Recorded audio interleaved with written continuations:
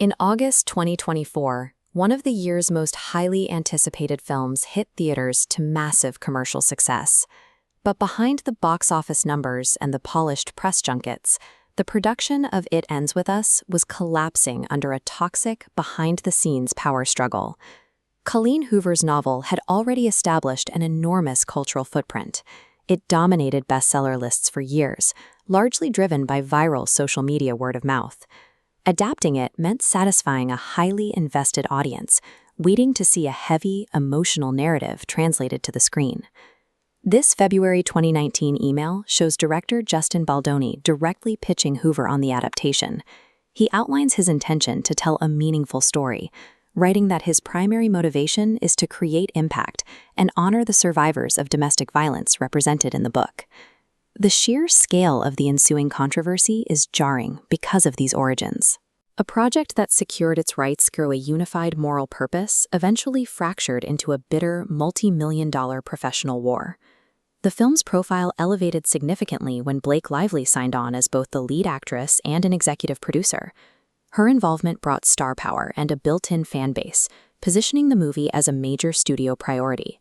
But momentum stalled in the summer of 2023. The Writers Guild strike brought Hollywood to a standstill, forcing the production to halt and throwing the shooting schedule into logistical chaos. This production email from June 2023 confirms the earliest documented friction on set. The production attorney outlines a scramble to rework the schedule and shoot scenes without Lively, noting she was leaving the set earlier than originally planned. Attempting to shoot around a lead actor under strike conditions required constant, costly adjustments. These early logistical compromises created a tense environment, laying the groundwork for severe creative power struggles as filming resumed. Fast forward to the August 2024 premiere in New York. Before any lawsuits were filed, fans and journalists tracking the red carpet immediately noticed glaring irregularities in how the cast interacted. The cast poses together in a unified, celebratory group, heavily featuring Lively and her husband, Ryan Reynolds. However, Justin Baldoni, the film's director and co-lead, is entirely missing from the group photos and press line. Reports soon surfaced that Baldoni and his family were intentionally escorted by security to a basement stockroom during the event. This physical isolation was reportedly orchestrated to ensure he never crossed paths with Lively. During this same period, trade publications revealed allegations of a hostile creative takeover. Lively had allegedly bypassed Baldoni entirely during post-production, commissioning a competing edit of the film from the editor of Reynolds' Deadpool and Wolverine. The cheerful promotional facade presented to the public completely contradicted the reality of the production. The movie was now operating as two separate, warring camps. Lively's individual promotional strategy quickly drew intense public backlash. She repeatedly framed the movie as a lighthearted girls' night out, urging audiences on camera to grab their friends and wear their florals to the theater. She simultaneously used the press tour to cross-promote her personal hair care and alcohol brands, tying a themed cocktail line to a film centered on domestic violence, including a drink named after the story's abuser, drew sharp criticism from advocacy groups. When a journalist asked Lively how survivors might approach her to discuss the film's themes, she responded with a sarcastic joke, asking if she should location share with them. Audiences aggressively rejected this approach. Survivors and critics argued that treating a traumatic narrative with flippant marketing was not just insensitive, but actively dismissed the core reality of the abuse depicted on screen. The conflict rapidly escalated from social media criticism into a covert public relations war. Baldoni retained Melissa Nathan, a high-profile crisis communications manager known for representing Johnny Depp, to defend his reputation against the growing rumors. These leaked texts reveal aggressive tactics behind the scenes. Lively's publicist coordinates with Baldoni's crisis manager, threatening to weaponize the cast against him. In these same exchanges, they discuss explicitly planting narratives with reporters, manufacturing a media environment to isolate the opposing side.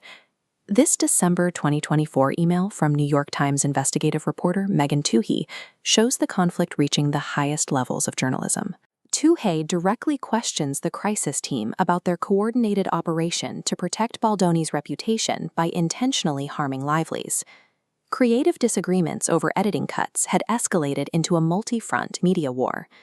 Both camps utilized elite PR infrastructure to destroy each other in the court of public opinion. By late 2024, the dispute moved from gossip columns and planted tabloid stories into federal court. Both Lively and Baldoni filed formal lawsuits against each other in New York, raising the stakes to severe legal liability. Lively's complaint alleged that Baldoni fostered a hostile work environment. She claimed he repeatedly violated physical boundaries and attempted to force the unauthorized addition of highly graphic sexual content into the film. In these unsealed text messages, Baldoni mounts a private defense regarding the film's heavy themes. He explains his directorial choices were informed by his personal history as a survivor of abuse, arguing his intent was to accurately portray how trauma masks itself. Baldoni responded with a massive countersuit for libel. He formally accused Lively, her husband, and her publicists of orchestrating a coordinated, fabricated smear campaign designed to ruin his reputation and seize ultimate control of the production. The scale of the litigation represented a high-stakes fight for permanent control over their respective Hollywood legacies and the survival of their professional reputations. As a May 2026 trial date approached, the pressure became immense. Proceeding to court meant exposing years of private emails and industry maneuverings under oath. Then came a sudden anticlimax.